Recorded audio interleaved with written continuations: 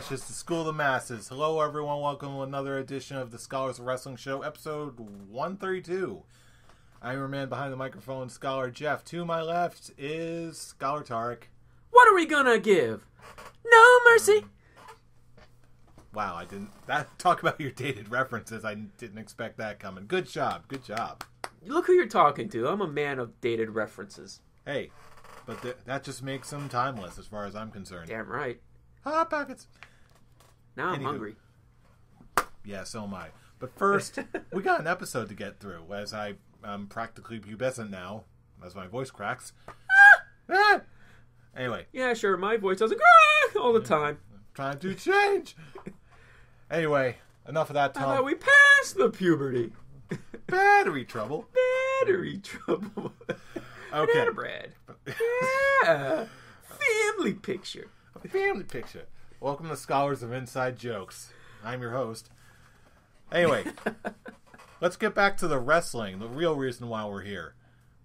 And it's time for yet another WWE pay-per-view, or special event, or whatever they're calling them now. Well, they figured they should be called special events. Do they even let them go on pay-per-views anymore? I really don't think so. But and if you actually are still paying for pay-per-view, you're a dum-dum. You are a major league dum-dum. But speaking of dum-dums, let's take care of the other dum-dums this week in wrestling with a little bit of backstage news. Indeed. Let us start how we always start, by peeking behind that curtain and checking in on a little Brian. Oh, wait, that's right. Brian's not here, so backstage news. I'm not saying a word. Neither am I. Yep, we're not admitting to that which shall not be uttered. Exactly. So, speaking of that which shall not be uttered, what's going on with TNA now? Well, from what I've been understanding, it turns out WWE is wanting to buy just the video library and giving the majority and making the majority stockholder, I don't know, what is his name? Billy Corgan? Billy Corgan, that is absolutely right. And from what I'm understanding, he's basically starting from square one with it. WWE's taken the name TNA, and Billy Corgan is just starting brand new with his wrestling business. And honestly, I like it. Yeah, honestly, I would love to. That's like my optimal situation. Just bring what remains of TNA and just infuse it into WWE's product.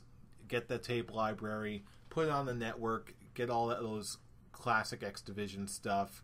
Get a couple of names. Yeah. Honestly, it'll depend on. I'm not convinced that they would get who they would get that they would really want. Outside of maybe Broken Matt and the Hardy Clan. No, we are not. I am excluding the Hardys. Because seriously, the Hardys are too unreliable. Not lately, but even then, I still think they're very unreliable. Well, either way, I don't think they would agree to it anyway. Yeah, they've got way too much freedom, and they're way too hot everywhere else they go. That I just don't see it happening. But either way, the plot thickens. I could see Bobby Lashley wanting to come back. Maybe. I know he said in the first run he felt like he didn't really know what he was doing. And honestly, I haven't seen him since. Honestly, so I've heard it's good. When I look at Bobby Lashley's first run in WWE, I just think of what Apollo Crews is right now. Yeah, it's not working. It's way too bland. Mm-hmm. Well, now he's actually a developed character, which I actually can see. I like to see him bring to WWE. So I've been told. However, none of this might be happening, because guess what?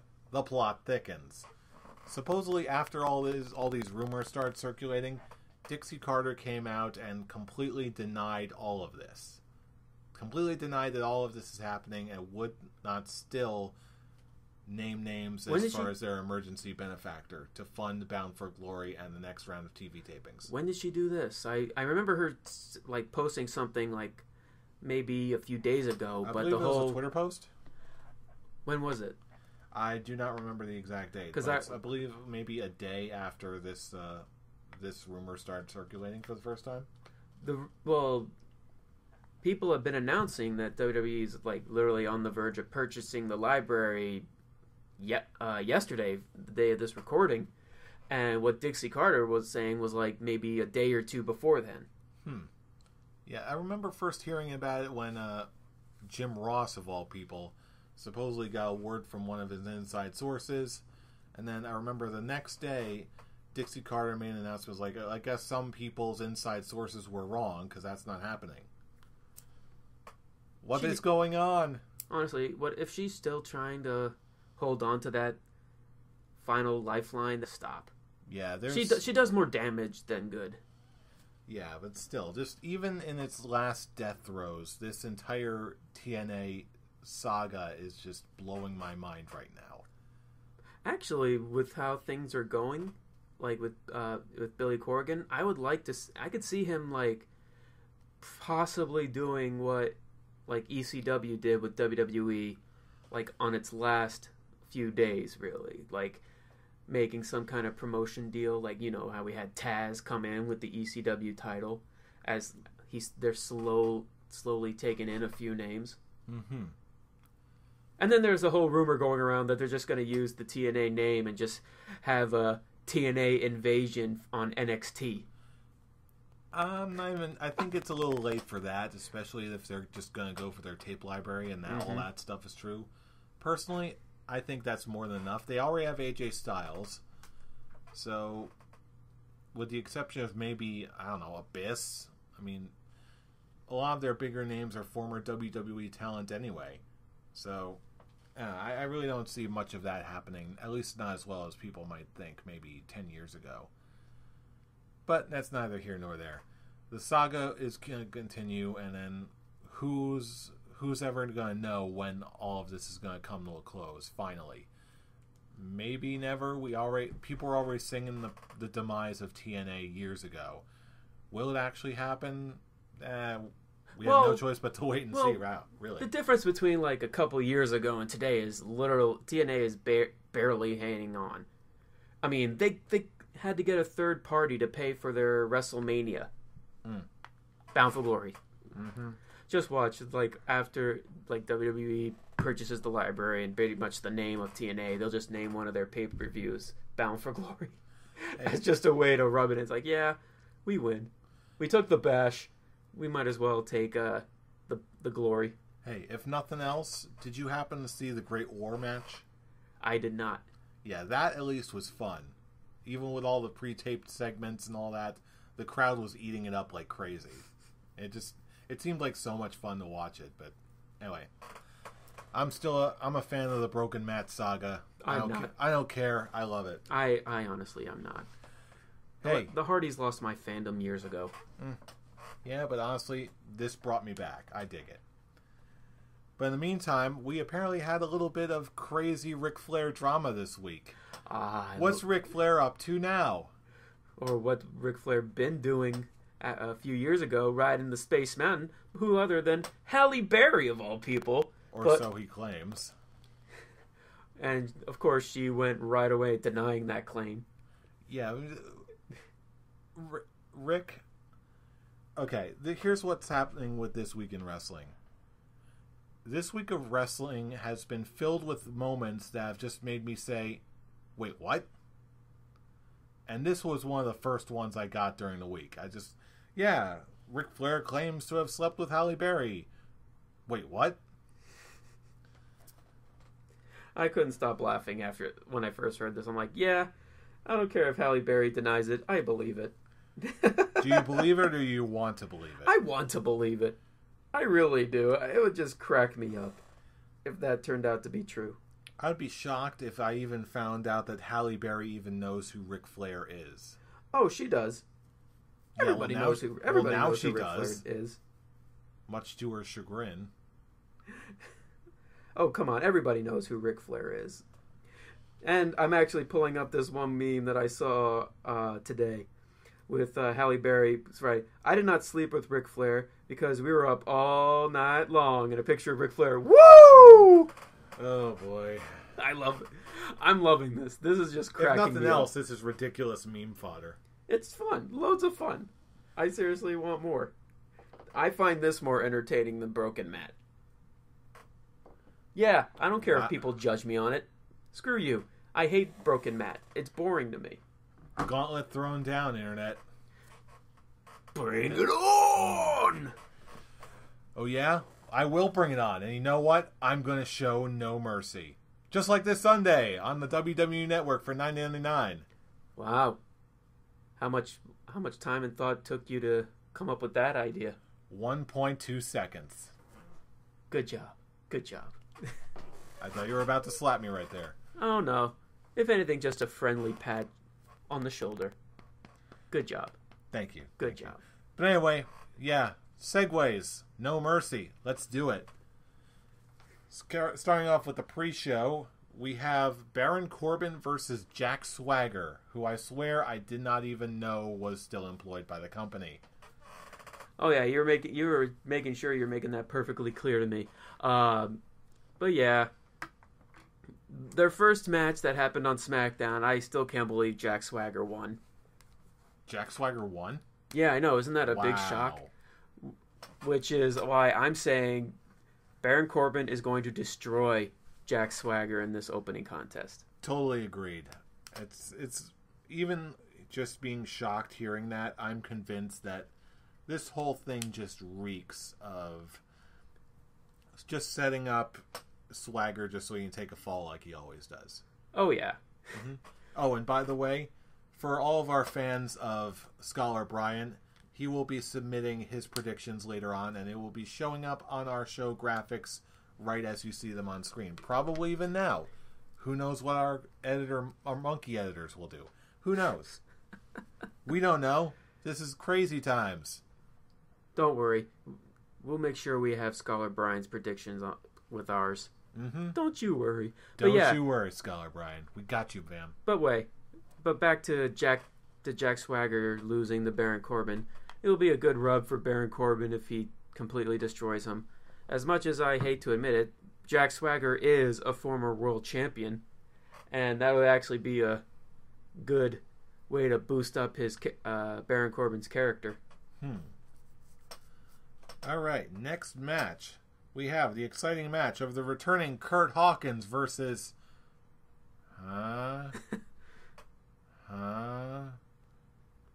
Curt Hawkins. Curt Hawkins against himself.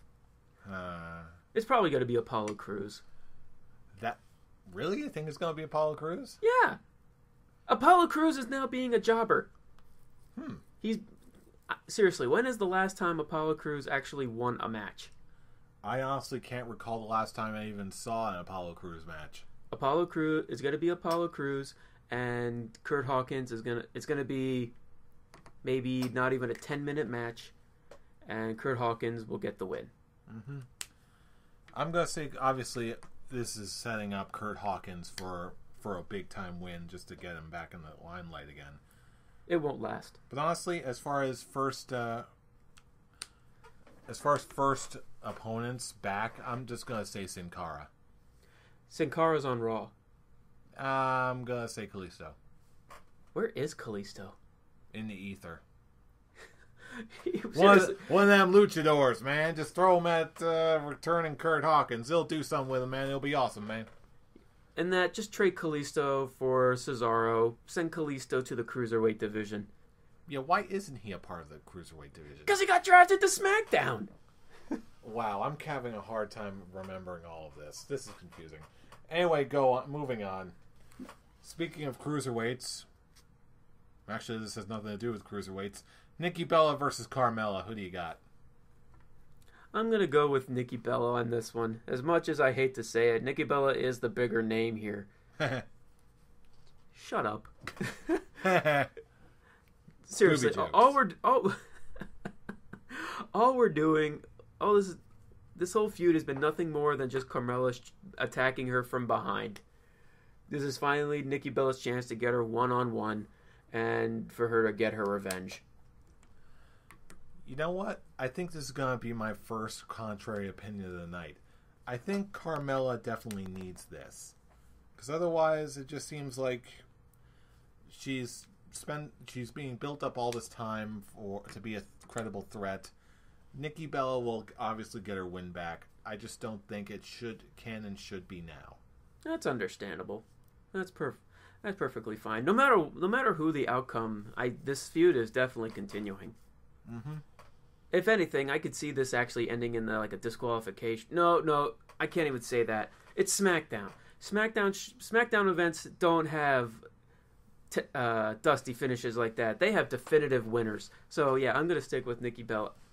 Wow, I can't believe I can't. Oh, it hurts for me to say that. We're living in crazy town. We really are. But yeah. Yeah. Nikki Bella. Woo. Well, hey, and anyway, speaking of crazy town, and actually appropriate segues for once, next up we've got Randy Orton versus Bray Wyatt. Who do you got? It just sucks. This is actually my least favorite storyline on SmackDown. It's not connecting with me. Normally a Bray Wyatt storyline I'm really into, but I guess it's just because as much as I want to choose Bray Wyatt, it's that whole thing where he's losing to the stars. And I just don't. The only way I could see him win is if since Luke Harper's still out there ready to come back, even though he's showing up on Raw house shows. Man, I'm actually still on the fence on this one. Who do you got? Honestly, hope springs eternal for Bray Wyatt for me. I'm just gonna keep banking on Bray Wyatt, and then eventually I'm gonna hope I'm gonna be right. Because something eventually has to break Bray Wyatt's way. After all this time, he needs something eventually. And honestly, Bray Wyatt has a future. Randy Orton doesn't. He's got a long career already. He needs to start putting some people over, and they need to start phasing him out. The one thing I will definitely argue with, not with you, but what people have been saying on the internet. They're saying that because Randy Orton's devastating loss to Brock Lesnar, another loss against Bray Wyatt will hurt him. I have to completely disagree with that. He's a snail's whisper away from John Cena in my eyes, or at least that's the way they were portraying him. He's right under Triple H with title reigns. Yeah, he's fine. He's I think 12-time world champion. Yeah. Triple H is 14, John Cena's 15, and Ric Flair 16. Got to point that one out. Woo! Woo. Yeah, Randy Orton is at a point in his career where you're absolutely right. He doesn't need to, but he's at a point where he has to put people over because the younger talent. I'm just, you know what? I'm gonna join you with this one. I'm gonna pick Bray Wyatt too. Wow, I honestly didn't expect that one. I'm convinced Randy Orton's gonna win, but I'm gonna take your optimism here and just really hope that they do the right thing and put Bray Wyatt over. And not likely, but put Bray Wyatt over clean. Have him do a Sister Abigail out of nowhere. And there's rumors going around that they're actually... Just to see. Actually, did you see the recent video What Culture posted about fantasy booking the appearance of Sister Abigail? I know of it. I didn't watch it yet. Don't tell me anything about it. I will not. All I will say is that they came up with some really interesting ideas there, and I, for one, am a fan of everyone and everything involved. That's it. All right, yeah, I want to look. I'm going to look. Definitely into this. check it out for yourself. Give them the clips. Like I do know of it, and I definitely am planning on watching it before No Mercy, just in case they do a Sister Abigail. If they reveal. do anything like that at No Mercy, what Adam Blampied pitched was a little bit more involved and requires a little bit more setup. Be very interested in what happens. Well, with kind of how they kind of planted a seed on SmackDown with Bray Wyatt talking to Sister Abigail. You never know. You certainly don't. Speaking of things that I have no idea what's going to happen next, maybe this one catches your eye too, maybe not. It is Miz versus Dolph Ziggler. I see Intercontinental title versus career on the line. If Dolph Ziggler loses, he is forced to retire. Fool, who do you got? I could be perfectly honest with you, Fool. This is possibly one of the best storylines that WWE has right now. And it is, I'll be honest with you, it's really caught me off. This storyline has made Dolph Ziggler the most sympathetic character that WWE has right now. And with what Bryan said when Dolph Ziggler was going for a title, and how you have to convince me to put Dolph Ziggler in a spot like that. This is exactly where he needs to be. I'm choosing Dolph Ziggler. He's gonna win this one, and he's gonna win the title. Because I don't feel like they're gonna he's ready to go yet. He still has a lot left in him, and it may be at the cost of the Miz's title reign, which I'm still standing by. It is his best title reign, period. It's even better than his WWE title reign. I wouldn't say you're wrong. Granted, the WWE title reign was actually a very successful title reign, even though he was the third wheel to John Cena at The Rock at WrestleMania 27, I believe it was. I think so. When Rock was the host.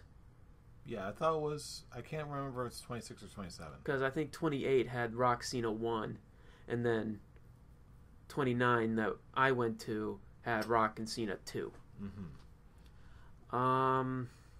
Yeah, I think that's right. I think it's mainly because The Miz was the third wheel to a bigger storyline, kind of hurt his title reign in the long run. But this has to be his best title reign, and it's actually even funny because it's a completely separate topic, so I'm not going to go joke in the biggest joke title in WWE. Look at the title that The Miz has. And then some guy liked it and agreed with it because it's The Miz who's holding the title, and they're saying blah blah blah. And I had to argue back with them, saying you're just saying that because you're biased of what The Miz represented years ago. The Miz is now at a point where he's been in WWE for over 10 years. He has definitely gotten a lot better in ring. He never had a problem mic skills. He's developed into a full-fledged heel character that people that you love to hate. Yeah. And you're just looking at The Miz right now as where he was like in 2004 when he was just the reality TV star wannabe wrestler. I wouldn't go that far. I think it's more of like, to me, The Miz now, like, people just don't like The Miz, and it seems the whole thing strikes me as being a sort of weird sort of new meta sort of I hate The Miz because he sucks, but the Miz intentionally works safe and less exciting to make himself booed more, so he is actually, in a weird way, actually better at his job. No, that wasn't the situation going on when I was talking with these guys. They were looking back on he's like, you really are going to pick a former reality TV star to be a good Intercontinental Champion, and I stand by this right now. There is no joke title in WWE right now. Every single title now is being represented with actual prestige. Yes, it is. Even not the Intercontinental title, because that was doing well. The Cruiserweight title, which actually looks like a Major League Boxing title, and it looks awesome. Exactly. There is no joke title. I'll actually tell you about what the whole joke title issue. I'll talk to you about that off show.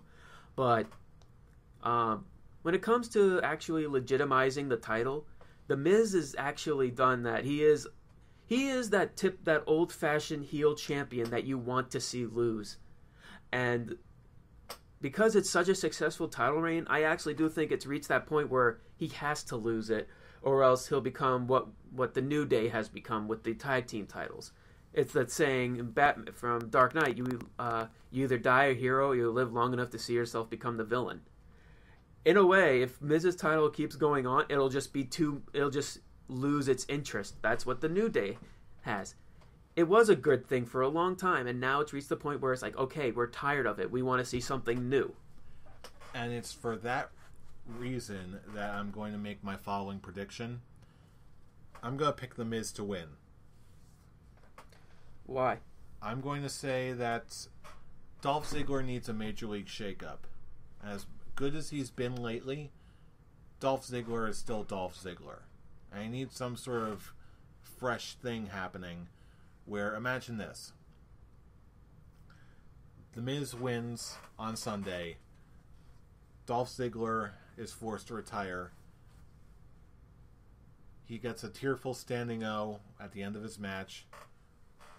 Play his music, play him off. Go to the back. Next Monday, they do a retirement. Tuesday, whatever. Wow, I keep thinking this is Raw. It's too good to be Raw. Going over to Tuesday, Dolph Ziggler has his retirement speech. Actually, no. Leave it on Monday. Right after. Just so he's not SmackDown superstar Dolph Ziggler.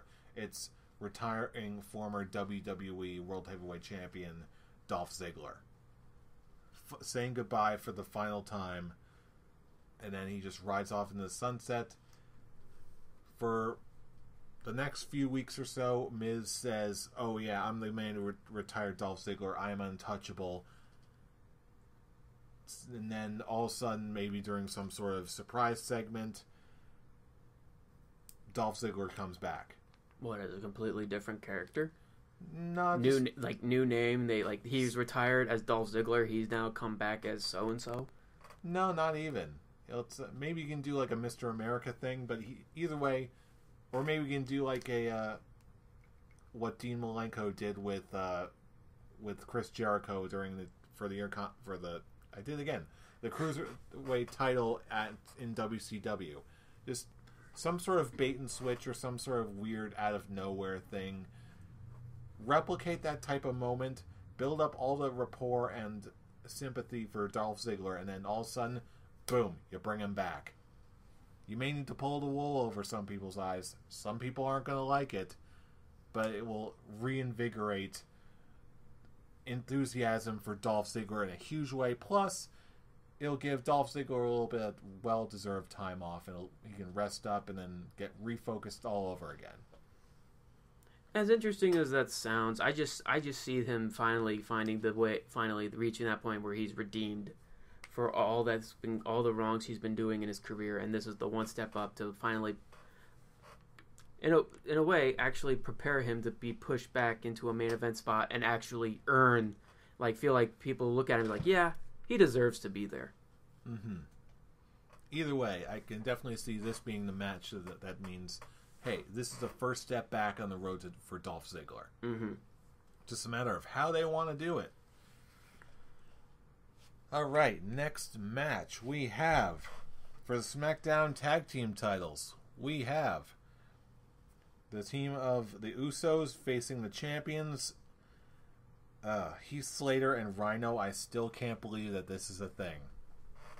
Who do you got? Honestly, the SmackDown Tag Team division is actually more entertaining than the Raw Tag Team division. You can't... Yeah, you're not wrong. Seriously, really looking back, looking at the difference between Raw's Tag Team division, all it is just, it's New Day, the Club, and now a newly formed Sheamus and Cesaro, which people don't really want. Yeah. And now look at the SmackDown Tag Team division. You have Rhino and Heath Slater and Rhino. You have the Usos. You have the American Alpha. You have the Hype Bros. You have Vaudevillains, which are still being underutilized. Oh yeah. And you have the Ascension. Hey, they actually did have a win when they teamed up with the Usos. I know. A win's a win. Poor Ascension. I used to like them. They used to be something in NXT. But then they got the McMahon. That's right. I pulled a broken Matt Hardy. But you mean McMahon? What was it? McMahon or McMahon? Whatever. I'm sorry, we're not doing you justice, Matt. We must be. I don't deleted. care about your justice. I care about deletion. No deletion for me. I'll just stick on being on the list. Delete. Stop. I'm actually gonna go with the Usos. Mm-hmm. Because it's now reaching that point where it's like we had the whole point of Heath Slater winning the tag team belts is for him to get a SmackDown contract. He has a SmackDown contract. The Usos are now on a hot run, and the main focus is going to be American Alpha versus the Usos, chasing after the Usos, who are the heel tag team champions. I don't know. For some reason, I'm still... Call me Mr. Longshot, but I'm still calling Slater and Rhino. This is so ridiculous this whole entire setup that I really don't want to see this end just yet. Are they even doing anything? Not yet. Well, they're in a program with the Usos out of nowhere. So I'm like, I don't know. I really have number one contenders. I really have no objective reason to do this other than I still have this gut feeling like there's still something there, if for them to do and to be interesting. If not, then yeah, you can pull the trigger on their title loss, and then boom, incoming American Alpha feud with whoever wins. But for the time being, until I'm shown otherwise, I like making long shot guesses, so I'm going to go with Slater Rhino. Whatever rocks your boat, fool. Oh, it does. It does. Speaking of rocking the boat, next match for the SmackDown Women's title, Becky Lynch versus Alexa. I swear I'm not Harley Quinn Bliss. I'm looking forward to this. Who do you got? I'm going with Becky Lynch. Becky Lynch gets her revenge because Alexa Bliss not pulling the same thing as Carmella, but still pulling like an upper hand over Becky. And I feel like Becky has to get kind of a redemption thing, because it's not like if Alexa Bliss just beats her then and then, I just feel like, oh, you're the champion, but it was kind of more like a fluke championship run. So Becky needs to really prove that she is the SmackDown Women's Champion.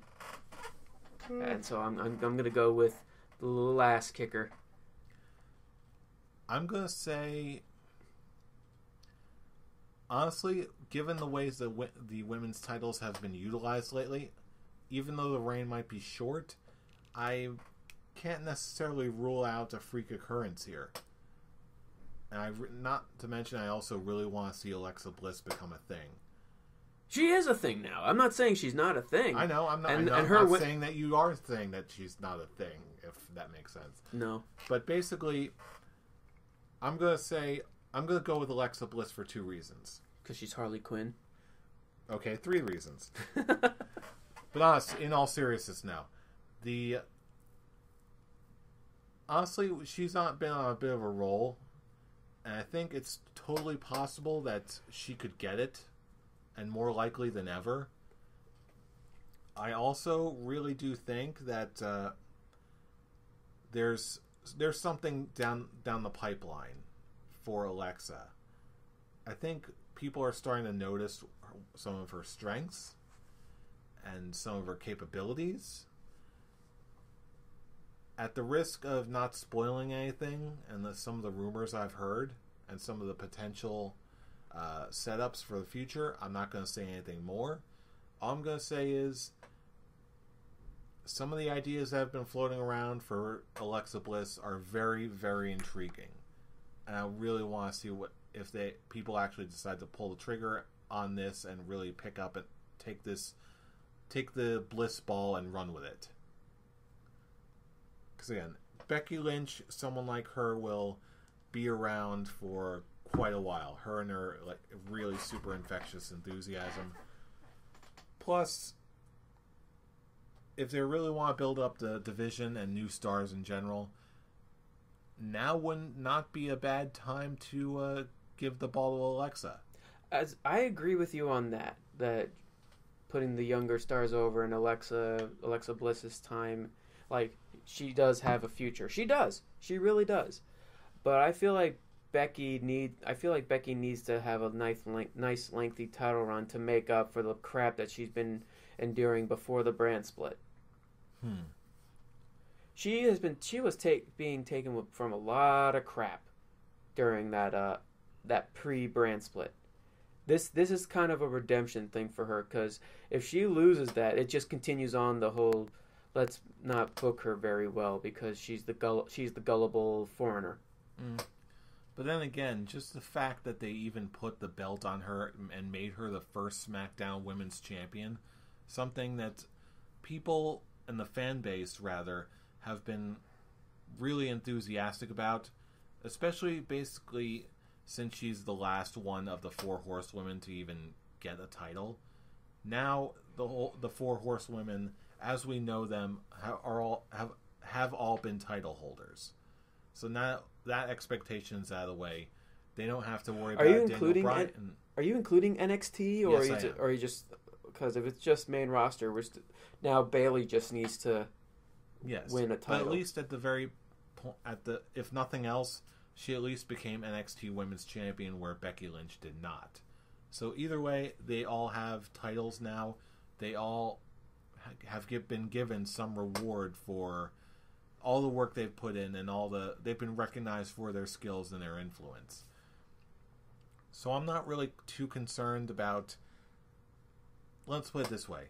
To me, the women's championships, as they stand right now, there's no situation where, this person it's a must-win situation, they need to have the title.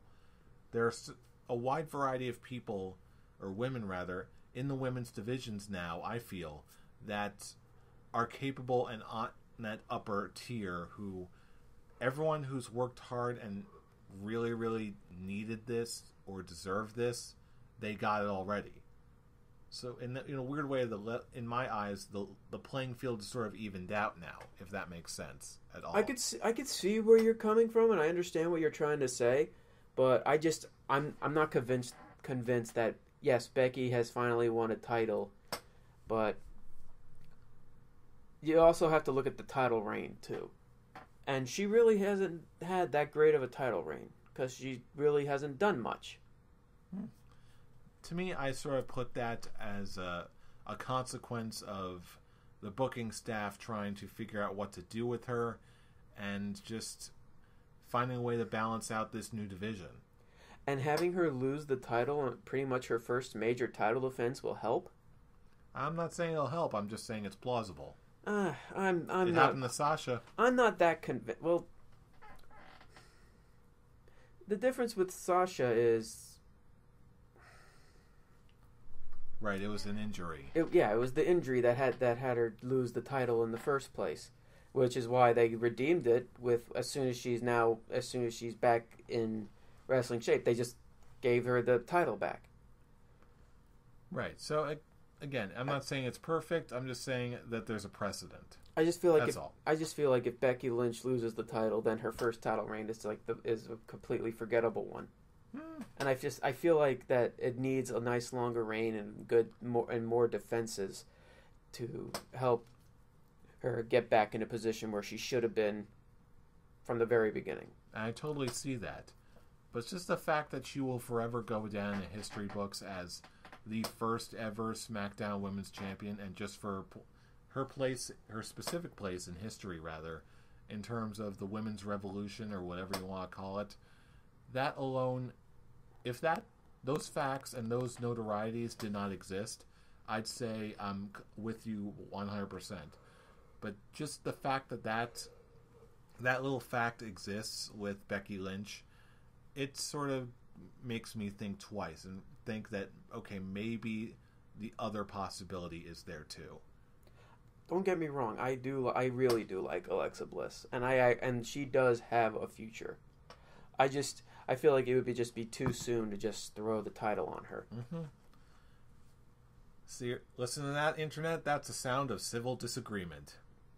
As civil as it can be. There's no yelling and saying you're wrong and you're dumb and you're silly for thinking that, you stupid idiot. Yeah, you're a moron, you suck, you're a cuck, blah, blah, blah, blah. Your opinion doesn't matter. Your opinion is stupid. You are stupid. You know what, Jeff? You know what? You just made the list. Bum, bum, bum. I think Xavier Woods sold that awesome. It's like, no, don't do it. You're on the list. No. Damn it! I seriously love Xavier Woods. I love Jericho. Oh man, those guys. Everyone's too good. Everything is great when it comes to people with whoever's holding the titles. Speaking of people being great holding titles, let's jump right into our main event of the evening. We have, in a triple threat match, the champion AJ Styles versus Dean Ambrose versus John Cena. Fool, lay it on me. Who do you got? I was actually really thinking about this on my way over here, and really looking at it. John Cena's not getting 16 times. I don't see John Cena winning another world title. I think he's now reached that point where he really doesn't need to win the world title to tie with Ric Flair. Like he's already established himself. He's gone and beyond way farther than we ever thought he was going to be when he first debuted all those years ago when he faced Kurt Angle in that open challenge. Ruthless aggression. Ruthless aggression. Suffering succotash. Stop it. Don't. You of all people should not pull a Roman Reigns joke on us. Hey, as far as I'm concerned, we've all come full circle. No. Everything old is new again. Stop it. Ass. Ass. What was I saying? John Cena doesn't need it. So John Cena does not need the title. If anything, I could see him winning a tag team title in the near future. Interesting.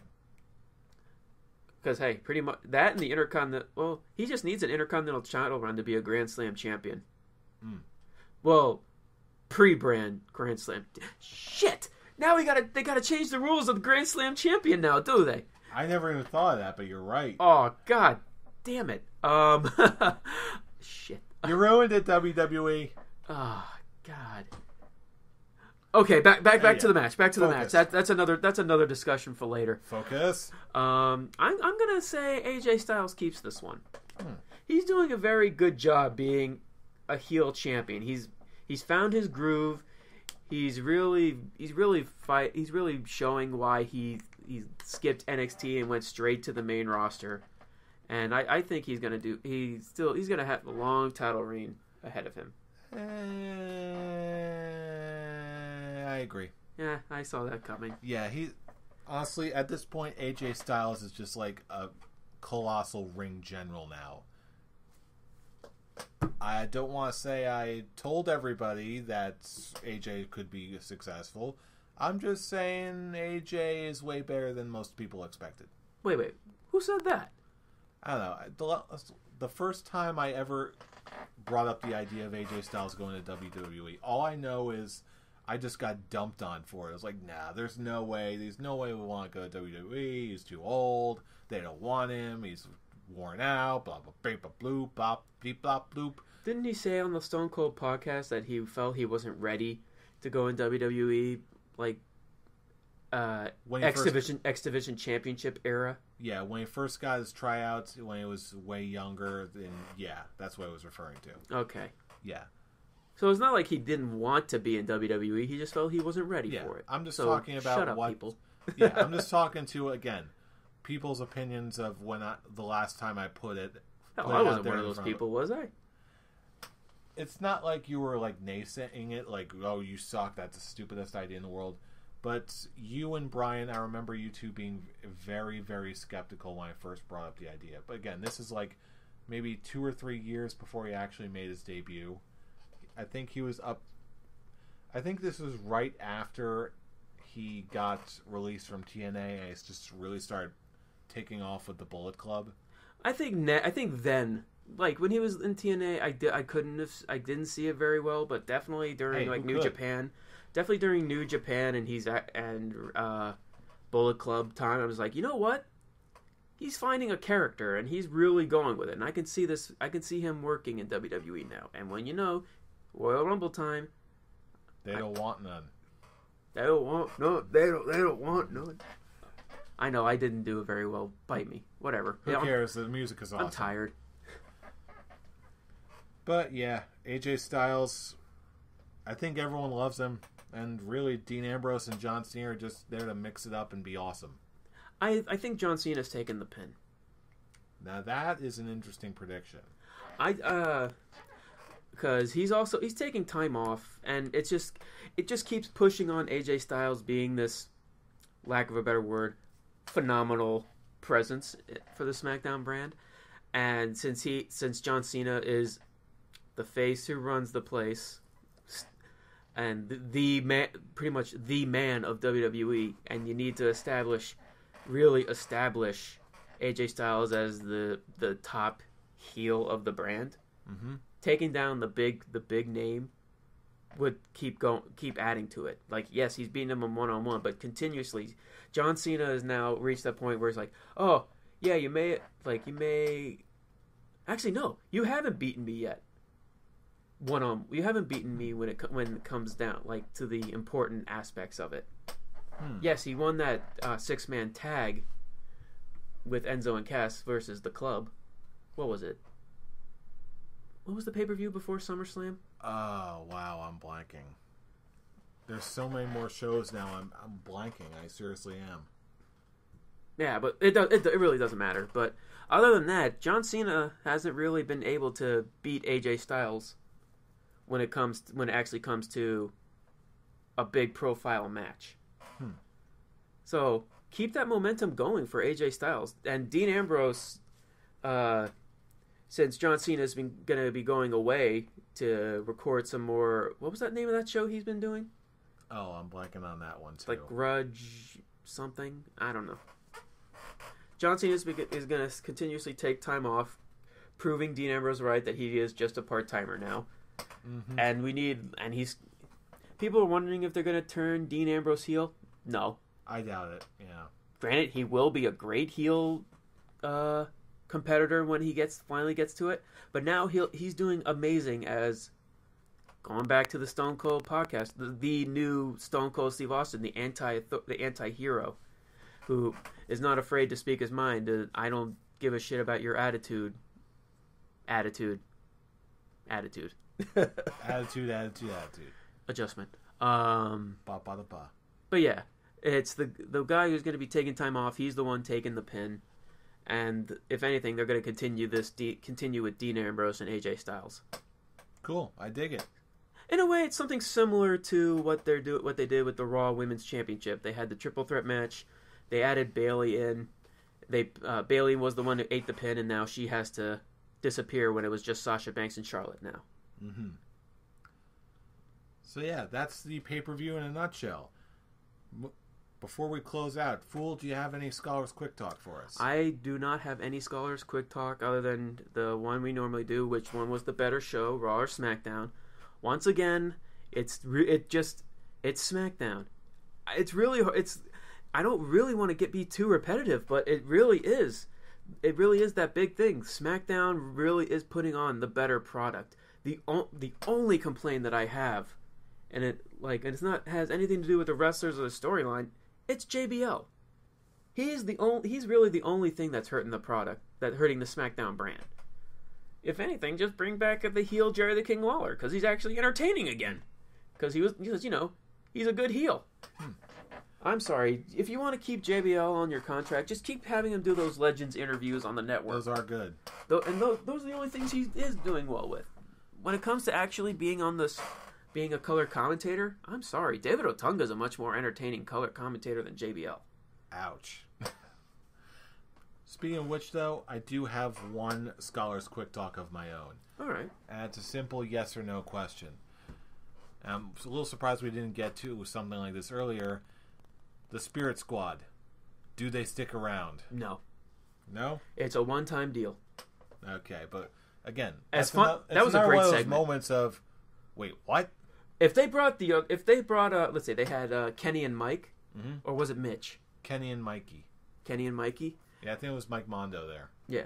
If they brought back Johnny and Mitch with that, if they brought all four of them, that would actually made that segment even greater. Seriously, I actually that Dolph Ziggler Miz segment, I loved every second of it. Oh boy! Of all the things I didn't expect to see on wrestling this week, the return of the ever-loving Spirit Squad. Really... Spirit Squad, Kenny, Johnny, Mitch, Nikki, Mikey, and we are the Spirit Squad. Oh wow, that was crazy. I loved every second of it. That was wild.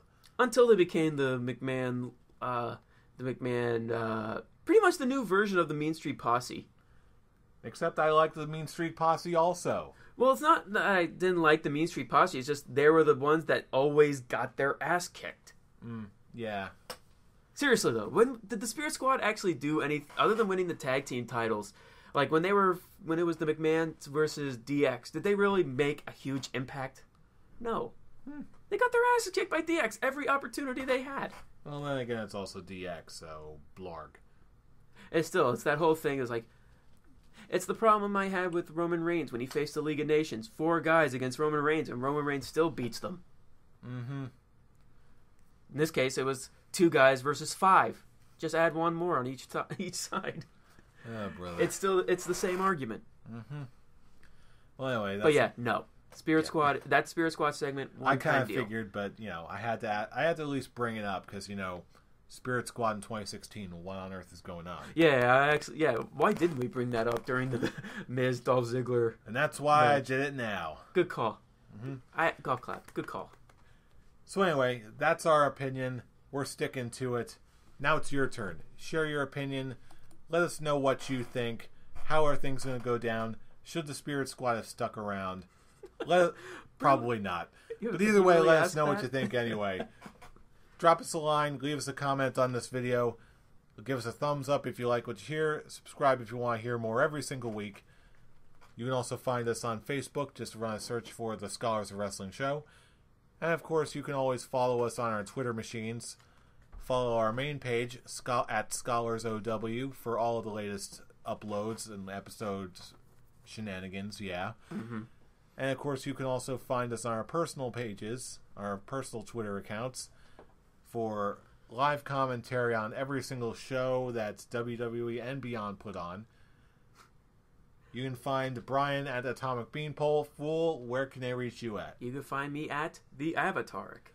And you can find me at I'm Robbie Rage. All one word, no hypothesis, no hypotheses. I know. Just say all one word and just end it with all one there. word. I don't know what I'm saying. I'm getting tired. It's been a long day. It's been a long week. Hell yeah. But anyway, you know who we are. We are the Scholars of Wrestling, and you have just been schooled. You're welcome. Good luck and no mercy. What we gonna take?